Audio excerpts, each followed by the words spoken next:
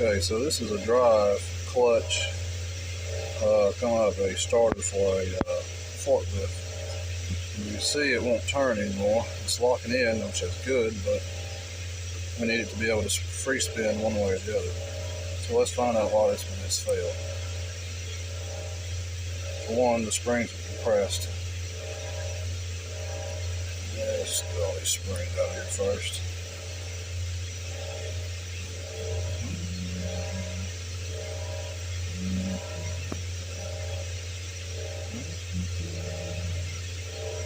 Yeah, they're all compressed. This is what a new spring looks like compared to the old one. So you can see they're compressed, probably been in there for many years, but it still will not turn. There we go. And these are the little rollers that go inside behind the springs. That's what actually makes your clutching. Yep, it spins around on these here. That's what stops it from spinning. So what I'm fixing to do is finish taking these out of there and then clean all this old shit out of here, all this old grease. Dirt, grease, whatever. So I will be back in just a few minutes, okay? Get all this cleaned up. Alright guys, got everything cleaned up.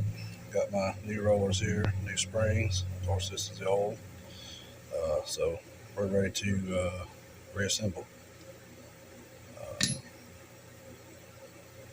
Roller goes on the, see the slope here, different size, the slope, spring goes here, roller goes there. So I like to take my rollers, stick them all in there. I actually measured the old rollers and they were a few thousandths smaller than they needed to be, so went ahead and replaced them. Springs go in behind them.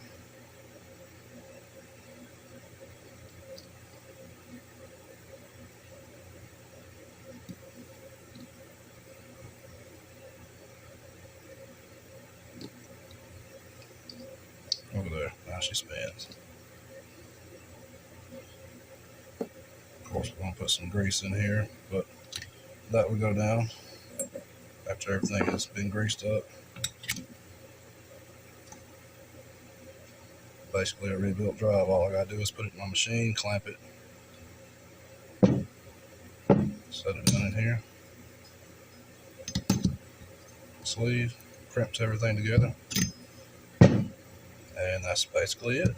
Of course, I'm going to grease this up before I seal it up, but yeah, so whenever your starter in your car, you hit the key and it just spins. That is, this right here is gave up on you. Of course, what happened was the springs were compressed, old grease, rollers are small, it doesn't clutch anymore.